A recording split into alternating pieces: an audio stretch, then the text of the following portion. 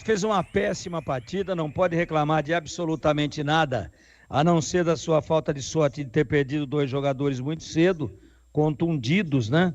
Um deles, inclusive uma questão muscular que preocupa, é o Renato, estava bem no jogo, melhor defesa do jogo para mim, já adianto o meu voto aqui, foi num chute do Renato, que o João Carlos pegou e perdeu também, e aí a gente ainda não tem a informação toda, mas pode ter sido algo grave, por exemplo, uma fratura de nariz, perdeu o Emerson Santos, cabeceou a nuca de um jogador adversário. Aí o azar. Agora, fora isso, a Ponte começou deixando uma ótima impressão, começou fustigando, começou com as linhas altas, vertical, usando os 2 lados do campo, botando às vezes o Renato, botando às vezes o Dodô do lado esquerdo, o Gé infiltrado, o Gé tirou uma bola, dando uma chapa nela, tirando do goleiro, por azar dele e da Ponte. A bola sai uns 20 centímetros ou menos que isso do poste direito do João Carlos, que não chegaria. Então a Ponte começou a dar a impressão de que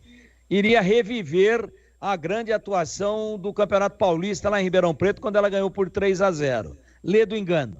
Daqui a pouco começou a recuar, começou a errar passes, começou a perder intensidade e a cada vez mais lenta e já terminou o primeiro tempo inferiorizada, mesmo com o placar em 0-0, mas com o Botafogo comandando o jogo. Veio a segunda etapa aí, desandou de vez. Aí com a saída do Elvis, mesmo com o esforço do Dodô fazendo essa função de meio campo, tentando fazer a bola chegar com qualidade à frente, a grande verdade é que alguma coisa que ele conseguiu meter a bola, os atacantes não prenderam, não evoluíram, não conseguiram criar absolutamente nada, foram presas fáceis para a defesa da equipe do Botafogo, e a Ponte fez uma péssima partida, péssima, especialmente no segundo tempo, uma atuação, uma das piores na Série B até agora.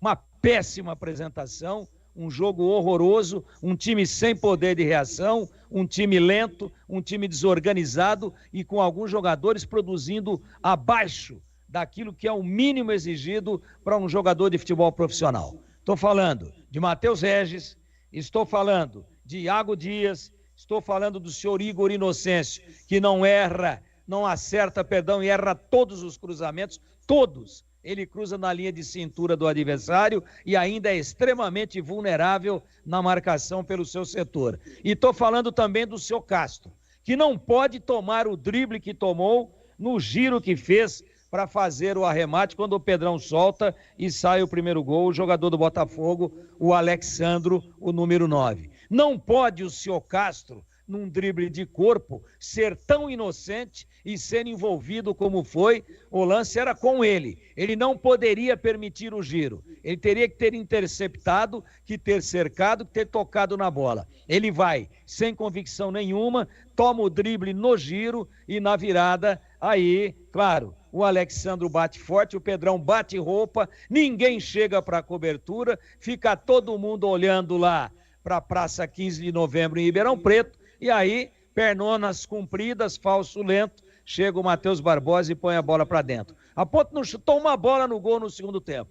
Não propiciou nenhuma defesa ao João Carlos. Para mim, o pior tempo de jogo da Ponte na Bezona até agora, esse segundo tempo contra o Botafogo, e a derrota foi absolutamente merecida. A Ponte não tem nada a reclamar numa atuação, tecnicamente falando, vergonhosa. Meu caríssimo Edu Pinheiro.